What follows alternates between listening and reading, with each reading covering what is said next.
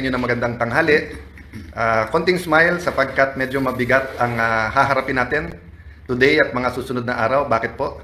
Talagang lahat ay ginagawa para hindi matuloy ang sunod-sunod na mga hearing kung saan ay ang katotohanan at buong katotohanan ay lalabas. So, may mga lilinawin lang ako, no? Tomorrow, yung Blue Ribbon Committee. And ang balak talaga ay agawin ang mga committees. Kaya kung sila ay nag-walk out, kami naman ay gumamit din ng parliamentary tool na hindi magkaroon ng quorum para nga maprotektahan ang katotohanan. Sa Friday ay meron din schedule po ang ating kasama sa Senate na talagang parating aral, parating ready at grabe po ang wisdom sa batas tungkol naman po sa DOJ at NBI yung nangyari sa Senate ng May 11 at May 13. Gusto ko lang linawin po kasi kung tama yung reports na nabasa ko hanggang Malacanang, may mga bills daw na importante ang uplift, paano daw matitake up yun kung walang sesyon. I'd like to confirm that at least twice, pinabot namin sa Malacanang. Pag ready yung bills nila, anytime kami.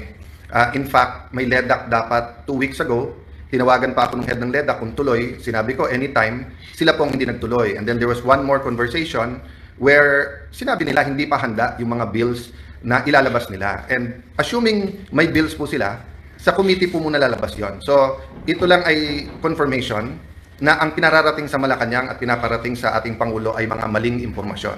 So, we had a light meal dahil napakarami naming meeting, pero I'm asking you for prayers, not just for the 13, also for the 11, not just for the Senate, but for the country. There are times in history where we're in a crossroad. So, minsan kasi sa history, whether ang takbo mo ay 20 kilometers an hour pero 100 kilometers an hour, pareho lang, dadating ka rin doon. May times in history na left or right, there's no wrong decision. It's just what's the better decision. But there are times in history where a country has to make a decision. For example, when it comes to corruption and poverty. And if you make the wrong decision, the next generation will suffer. So it starts with your personal decision. Then it becomes a group's personal decision, katulad ng grupo ng 13. Then it becomes an institutional, a community decision. Then it becomes the decision of a nation. So as of yesterday, di ba, ang hinihingi pa lang naman namin, give the truth a chance. So ngayon, we're asking everyone to pray that matuloy yung mga hearings. No? I'm not saying that every single witness will tell the truth. What I've been consistent with since 2007, nung chairman ako ng Blue Ribbon Committee, is that that platform allows us for anyone to testify at makikita po natin yung testimony nung magte-testify. Nagtataka lang ako, bakit umiba ngayon na ilang buwan walang hearing kung kailan may mga bagong revelasyon at medyo mabibigat na yung mga witnesses na nagiging available. Anytime po, may malalaking witnesses din or mayroon din po mga pwedeng biglang magsabi ng totoo. No? So of course, the man of the hour tomorrow, Senator Dante Marcoleta. Sir, magandang tanghali. Kumusta po kayong lahat, mga kababayan? Ito po, nag-uusap-usap po kami para sa araw ng bukas. Ang gusto lamang namin ay ang inyong total support. Huwag po kayong kukurap. Baka ito na po ang pinakahuling pagkakataon na ang katotohanan, ang katwiran ay mananaig. Kagaya po na sinabi ni SP Alan, lahat po ay gagawin nila para patuloy na pagtakpan ang isang issue na kayong lahat ay may kinalaman sapagkat pera po ninyo ang ninakaw nila. Kaya sinabi ko po, huwag kayong kukurap. Ang gagawin namin bukas will define the direction of this country kung saan tayo papunta. Salamat po sa inyong lahat at sa inyong suporta. So, thank you very much, Kuya Dante. So, ulitin ko lang po ha. Kaya pinapaswear, di ba? To tell the truth, the whole truth, and nothing but the truth. Kasi may half-truth, may tinatago na truth, mayroon pong lies, no? Series of hearings to. Pag naumpisahan po natin bukas, nandyan na yung momentum. Inuulit ko po ha. Pag may 13, automatic, hindi ko kailangang mag-resign. Sa inyo na. In fact, tinitingnan ko lang, day by day, week by week lang, na matuloy lang itong mga hearing at maumpisahan lang. Baka naman yun lang ang trabaho ko. I'd be more than content to go. The day that God uses people to tell me na meron na kaming napili to lead us. In fact, sinabi ko na rin sa 12, gawin yung kandidato ang bawat isa sa atin dito. Sino po ang gusto ding maglingkod sa ating bansa. But my mission right now is for the truth to come out. Again, hats off kay Senator Jinggoy Estrada. Napakatagal ko na po siyang kilala. We have our run-ins. In fact, may mga ibang nagpo-post ng aming mga disagreements in the past. But I'd like to reiterate what I said yesterday. Yung sinabi ni Senator Jinggoy na may ebidensya siya, na talagang pinipilit siya lumipat at ang kapalit ay kanyang freedom at walang kaso, that's not hearsay to me because narinig ko mismo yung conversation. And palakas ng palakas yan, yung threat na yan sa iba pa namin mga kasama. So, dun sa 11, maybe some of them have a reason na mag-ingay, lumaban, i-discredit yung Blue Ribbon kasi especially pagdating dun sa 18 Marines, nabanggit din ang pangalan nila, allegedly nahatiran din ng mali-maleta.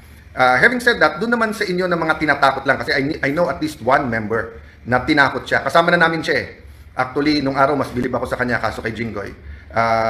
At sinabi nga niya na sama na, siya pa nga nagko-complain. Pero ngayon, nagsasalita pa laban sa amin. But at the right time, no, we'll talk about that. My point is, we will stay strong, but please pray for us kasi may individual circumstances ang bawat isa and marami kaming hindi kontrolado.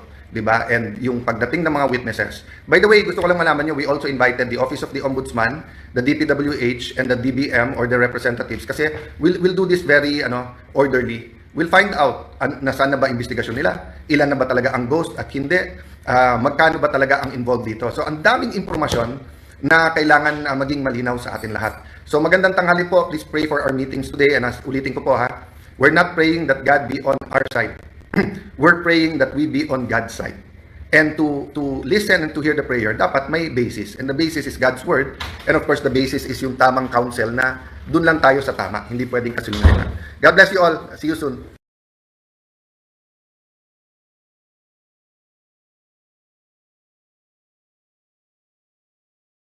Importanteng pagtatalakay ang gagawin po natin ngayon.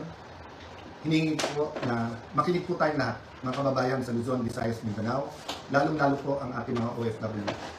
Umpisahan ko po na kahit gaano kabigat ng problema, tayo'y parating magpapasalamat sa Panginoon. God is sovereign, He is in control. Man creates the crisis, but God gives the solution. The last few weeks, there was a man-made crisis by the minority in cooperation with some people in the administration by them trying to undermine the leadership of the Senate at pinapalabas na magulo ang Senado. Pero mas mabigat po ang usapin natin ngayon. Bakit po? Dahil may tanong po tayo. Una, has Philippine democracy died again? Pangalawang tanong, binasura po ba ang Philippine Constitution? Bakit po ito tinatanong? Simple po, ang nakalagay sa konstitusyon ng Pilipinas, pwedeng mag-conduct ng business ang Senado by a majority of all its members. Ang majority po ng 24 ay 13 po. 13 po ang numero. Yung sinasabi po nilang kaso, yung po ay ibang-iba. Nag-adjourn po kami nung nag-walk out sila. So that means they have to call the roll at kailangan 13. Yung binabanggit nilang kaso po, hinahamon ko lahat ng abogado. It is not applicable kasi doon po tuloy-tuloy yung sesyon. Tinigil tapos sinabing may continuing quorum po sila. Tayo po, malinaw na malinaw sa records, ay nag-adjourn last Tuesday at sinabi na tayo ay muling magre-resume ng alas 5 ng Lunes. So, what is the point of going through this? The question we have to ask ourselves is that, is the Constitution but a piece of paper to this administration? Has the judiciary ceased to function? Wala na bang Senado? Yun na po ba ang pananaw ng ating administrasyon? Ang tingin ba po ng 12 senador ay basta't kakampi mo ang Malacanang ay wala ng batas? Kung titingnan niyo po ang Rule 1 and 2 ng Senado na ayon to sa Philippine Constitution, para i-elect ang Senate President at ang Senate President Pro Tem o Pro Tempore ay kailangan po 13. So paano po nila alisin si Senator Loren Legarda kung 12 lang po sila? At mapapakita po sa inyo na gusto nilang i-control ang premises ng Senado at gusto po nilang hindi mag-hearing ang Blue Ribbon Committee bukas sapagkat ay binasa po nilang rule para magkaroon po ng acting Senate President. Kailan po ba pwede magkaroon ng acting Senate President? Babasahin ko po sa inyong rule. Sabi po, in cases specified in subparagraph C of Section 4 of the rule, the President Pro Tem shall serve as acting President until the Senate shall have elected a new President. Hindi po sila maka-elect ng new president dahil wala po silang 13. Ulitin ko po, pag may 13 po sila, ako pa mag-o-oath sa kanila. Bibilisan ko po na ibibigay sa kanila. Wala po silang 13. So ano yung rule po? The President Pro Tempore shall discharge the powers and duties of the President in the following cases, A, B, C. But she or he shall only become acting President in the case of subsection C, which says, in the event of resignation, hindi po tayo nagre-resign, removal Hindi po nila ako naalis. Death, buhay pa naman po siguro ako, hindi po AI to. Hindi po AI ang kumakausap sa inyo ngayon, buhay pa po ako. Absolute incapacity, siguro naman po nakikita nyo, nakakapag-isip po ako, nakakapagsalita po ako. So wala pong ground para magkaroon ng acting president. This is an illegal coup d'etat na may kasamang pagbabasura ng ating konstitusyon.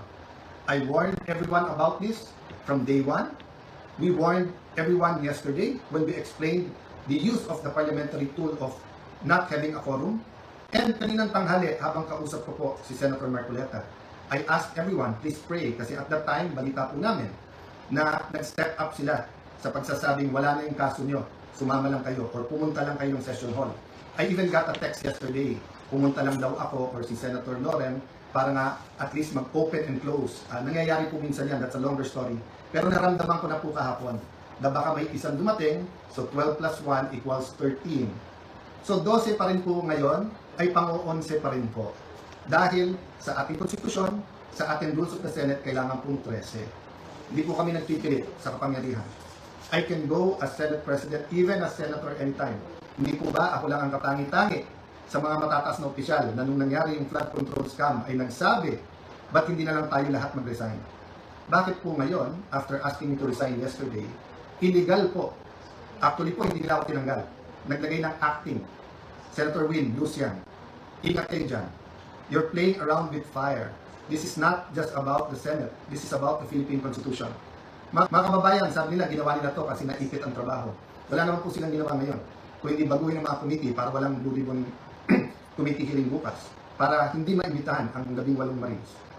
Pinalitan nila ang presiding officer. Bakit po? Nagpakita po ba ako ng kahit anong partiality sa conduct or pag-usog ng impeachment court? Alam niyo po, madidelay po ang impeachment sapagkat pag pinalitan ang rules ay kailangan pa ho na magkaroon ng publication. So pati po ang ating mga arrangement ngayon magbabago. Bukod pa ho doon, pwede mag-motion for reconsideration kung legal. Ang problema, illegal po ang sesyon kanina. So this is their answer to the crisis they made. From May 11 till now, crisis after crisis, pinapasok yung NBI ng May 11, binaboy din tayo ng May 13, pagkatapos issue after issue, at ngayon naman po, instead of a simple adjournment sine die, kung saan meron tayong isang buwan na magtrabaho mga committee, pagkatapos kung umpisa na natin ang impeachment, they're going to bring the Senate and the country into a political crisis. Ako'y nakikiusap sa lahat. Correct your mistakes. Wala namang problema because I issued an advisory kanina na nakasine die tayo. The country is already in economic crisis. Hindi lang nararamdaman to ng mga upper class. The world is in crisis because of what's happening in Israel, Iran, US, in what's happening with that conflict. Marami pong naghihirap na, mas maraming maghihirap pa. We need the impeachment to be fair and impartial. We need to investigate the flood control scam in a very impartial way that will be satisfactory to all our people. And we need a functioning Senate, an independent Senate. Huwag niyo po kaming alalahanin mga kababayan. Okay po ako. They can try to remove me, they can kill me. But they will not kill the idea of a democratic Philippines led not by men, but by laws. Led by the Philippine Constitution. Kung sabi niyo po, at natatawa yung iba, that the Senate is under attack. 2023 pa lang ho, yung PI. Gusto kong amendahan yung Constitution. After magsalita, si Senator Aimee, wala daw katotohanan yun. Ngayon po, binasura ang Constitution. Ano ba tingin yung kasunod nito? So mga kababayan, again, God is sovereign. Let's all reflect on this and pray. But tomorrow, tuloy ang hearing ng Blue Ribbon Committee. I am still the legitimate, legal, moral Senate President of the Republic of the Philippines. There is still functioning committees. We have to hear the testimonies. Invited po, pati po, yung mga gumawa ng illegal ngayon. You can try to stop us, but you will be stopping the Filipino people. So sa ating mga kababayan who wants to pray or have a prayer vigil sa Senado bukas, pumunta po kayo. Pag hindi po kami pinapasok, sama-sama na po tayo outside Dakulambo. Ang problema po, pag in-outside nyo Dakulambo, ang mga legitimate leaders ng Senado, para nila pong sinabing, sinunod nyo po ang Philippine Constitution. Sana naman po, tonight, makapag-isip-isip ang mga gumagawa nito. Again, sincerely po, we pray for all of our leaders and we tell everyone here, let's pray for our country and may God bless the Philippines. Allow me to address the issues para hindi po tayo malito. Especially po na napaka-importanteng araw ang bukas sapagkat maririnig na natin ang katotohanan sa Blue Ribbon Committee. So let's start with a biblical principle. Kung anong itatanim natin, yan ang ating aanihin. Mula sa ating pagkamusmos, di ba? Elementary pa lang, tinuturo sa atin yan. Kung anong ating itatanim, yan ating aanihin. Alala ko pa yung commercial nung 70s. Yung basurang tinapon mo, babalik din sa'yo. So yung commercial na yun, may nagtatapon ng basura, bumaha. Pumasok ulit sa bahay nila yung basura, kasama yung baha. So ang flood control scam ay hindi nangyari by its own, by itself. No? Hindi ito nangyari na aksidente lang. No? It was a combination of greed, opportunity, minds who put their minds together and said, kayang gawin to. We will not be able to stop corruption in our country until we know the truth, we know how to stop a problem, and we know how to reform. Repentance is part of that. Maniniwala ho ba kayo na ang mastermind ng pinakamalaking corruption scam sa buong history ng Pilipinas ay panay oposisyon ang gumawa? Napakagaling naman po pag members ng opposition ang gumawa under the nose of an administration na samantalang mahigit 2 taon na nangyayari. So, we started, the majority and as Senate President, we started diplomacy po talaga. Wanted to work together. Number 1 priority is the economy. Number 2 po, yung pong impeachment dahil accountability. Pero kasama po yung ating priority, yung mga flood control issues at iba pang mga scams na bigyan ng tugon. Nabigyan na ng tsansa ang grupo ni Senator Lacson at Senator Soto. Kasama dyan sila Senator Win. Alam naman natin lahat na kailangan ay 13. So let me state this. Malacanang backing the move of the senators today and the other groups backing them, they will say anything and do anything to bend the law and basically susunugin na yung ating konstitusyon. So when I said a while ago that I am still the Senate President, the legitimate, the legal, moral Senate President, it's not about me, it's not about the position. Anytime po, pwede po ako mag-resign, pwede kong ibigay ito sa iba kung may 13. This is about democracy. This is about an independent Senate. This is about fighting corruption. You cannot say you love democracy, but walang checks and balance. Hindi pwedeng sabihin you love democracy, pero pag mali yung numero, invento na lang po tayo. I don't know how much time I have. There's so much I want to tell the Filipino people. Some of it you might think is very productive. Some of it you will think it's my thoughts. But let me tell you this from the bottom of my heart. God loves the Philippines. Ulitin ko po ha. God loves the Philippines. So we have to take a step of faith. Sabi sa book of James, faith without action is dead. Patay ho ba ang ating paniniwala at pananampalataya? Kung mahal natin ang Pilipinas, we have to do something about it. Why do I say this? Well, first the Senate. 12, may quorum, samantalang malinaw sa Constitution, 13. Yung case na sinasabi nila, iba, continuing po yun. Nag-umpisa silang may quorum, umalis yung iba. Ito po, kahit saan nyo pong tignan, sa Constitution, mali. Sa rules po ng Senate, kailangan yung presiding officer, yung Senate President, kung hindi, yung Senate President Pro Tem, kung hindi, yung Majority Leader, or yung Assistant Majority Leader. Wala po doon na nagsasabi kahit win ang pangalan mo, hindi po win yon. Wala po sa rules yon. Wala po yung 12. Alam po nung lahat yon. Pero ipalagay na po natin, yan ang theory nila at pagpipilitan nila. Siguro po kung Senado lang ang problema, then tuloy ang buhay natin. You know, life is so complicated. Existence in the Philippines is so hard that itong politika para sa politiko lang. But what happens to the impeachment? So sa impeachment po ba ngayon, mag-aaresto ng 2, 4 pa? Para pag sinabi nilang 22, pwede ng 12. So pag 20 na lang o 18, pag 18 na tira, 12 na lang pwede mag-convict. At pagkatapos, paano pagka constitutional change na ang gagawin? At ayaw rin pumayag ng ibang senador. Ikukulong na rin po ba? Malinaw na malinaw po ang Constitution at rules po ng Senado. You cannot declare all positions vacant with a number of 12. You cannot even hold a session because walang quorum. Assuming may quorum, you need 12 to remove a Senate President, and then you need 13 to remove a Senate President. Okay? Lilinawin ko po ha. You need 12 for any position below the Senate President Pro Tem. So, kahit anong chairmanship, majority actually pwede na. Kaya kahit 11 all, pag nawala yung isa, 10, 11, masusunod na yung 11. But for Senate President, for quorum, and for Senate President Pro Temp, you need 13. No? So, ilalaban po natin to. Hindi dahil nilalaban nyo ang Senate presidency ni Alan Cayetano, hindi. Kung hindi dahil po, mahalaga sa atin ang 1987 Constitution. Dahil po, hindi ito isang pirasong papel lang. I'm issuing a memo to the Secretariat and to the Office of the Sergeant at Arms to keep the Senate open tomorrow. We will have the Blue Ribbon Committee. As Senate President, nasa authority ko po ang premises ng Senado. Do not padlock the Senate. Do not have an excuse na may rally. Parati naman may rally sa Senate. Do not tempt the Filipino people to come out in thousands, hundred thousands, and millions. We are not provoking a political crisis here. You are provoking a crisis. Sabi nila, trabaho yung issue. Pinalitan lang nila yung mga chairman, tapos in-adjourn din. Hindi rin naman pinatawag yung CA para sa mga general. Hindi rin naman tinuloy yung bill sa sabi lang ospital at saka yung sa mga estudyante, hindi ba? So, kitang-kita po kung ano ang kanilang intensyon.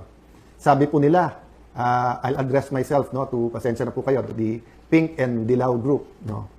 Di ba, sabi nyo, paano naman yan, si Senator Marcoleta at si Senator Jinggoy? Bakit sila ang mga vice chairman? Lahat ng issue nandun sa nilagay nyo yung chairman ngayon, di ba? Issue sa campaign donations, nandun po yung issue ng malay-maleta, nandun issue sa flood control. And then, ipopostpone yung hearing bukas. Even when chairmans were changed before, you don't need to postpone the hearings. So, ako lalong na-intriga, ano bang pwedeng sabihin ng mga Marines? Ano bang pwedeng sabihin ng Ombudsman, DOJ at saka DPWH na pati konstitusyon natin ibabasura para lang dito? So yes, I'm appealing for calm. I'm appealing for prayers. But I'm also appealing that we put action to our faith. I will do what I can. I will go to the Senate before 10 o'clock. I will do what I can para buksan yung session hall at nandun po ang hearing natin. My authority now comes from the Constitution, but my strength will come from your prayers and will come from the fact na ang ating bansa ay dapat ipaglaban.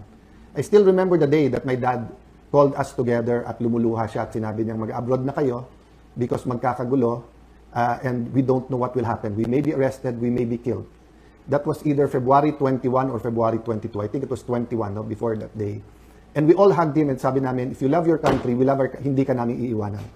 So, malayo tayo sa crisis, mga kababayan. Malacanang, malayo tayo sa crisis. Why are we bringing it to a point of a political crisis na mahirap i-atras? The hearing is confined. So, yes, the notice of cancellation from the illegitimate. The illegitimate is not the committee. No, hindi ko ginagaya si Senator Erwin na ginagamit yung word na bastard kasi ngayon, whether or not you're a single parent, whether or not you're legitimate, tao ka pa rin. I'm talking illegitimate meaning hindi siya legal. Senator Erwin is not the legal chairperson of the Blue Ribbon Committee. Okay? Senator Pia Cayetano is the chairperson because there was no quorum, there was no session under the law that took place. Daming issue sa Supreme Court, yung unprogrammed funds, yung legality ng 2025 budget. Ang dami pong issue sa Supreme Court. Again, ulitin ko po. Ang pinakamalaking problema ng ating kababayan ngayon ay presyo. Presyo, trabaho at kita. Dadagdagan pa ba natin? You have manufactured a crisis since May 11 by saying magulo kami. Then you come up with this solution, one day today, papunta sa SONA, when we were going to produce our economic plan, our plan against corruption, the hearings, and then the impeachment. So, I will rest my case there. As I told you, there's a lot of things I want to say, but if we love our country, pray for our country. Na kayong lahat. Nagpasya akong magpakita ngayon dahil hindi ko na matiis ang mga balitang aking nakikita, ang mga pagdakip at panggigipit umano sa mga taong walang kalaban-laban, lalo na sa mga nagsasalita at kumukontra sa administrasyon. Para bang may mga taong natatakot na lumabas ang katotohanan at nais pagtakpan ang mga tunay na may pananagutan sa usapin ng flood control project scandal. Natutuwa ako sa mga pagbabagong nagaganap sa Senado, lalo na sa bagong pamunuan at sa pamumuno ng Blue Ribbon Committee. Ramdam na ng ilan ang pressure dahil alam nilang unti-unti nang mabubunyag sa sambayanang Pilipino kung sino-sino ang mga sangkot sa katiwalian, lalo na ang mga pinakamalalaking personalidad na inuugnay sa kontrobersiyang ito. Kapag muling umusad ang investigasyon ng Blue Ribbon Committee hinggil sa flood control project, naniniwala akong magsisimula ng lumabas ang mga detalye at mas mapapalapit ang publiko sa katotohanan. Kaya naman humihiling ako sa inyong lahat na isama ninyo ako sa inyong mga panalangin na bigyan pa ako ng lakas, mahabang buhay at tamang panahon upang maibahagi ko ang mga nalalaman ko. Kung nais ninyo ng mga susunod na update, hinihiling ko rin ang inyong suporta sa pamamagitan ng pag-share ng video na ito at pag-iiwan ng inyong saloobin sa ibaba. Maraming salamat sa inyong pakikinig, suporta at panalangin.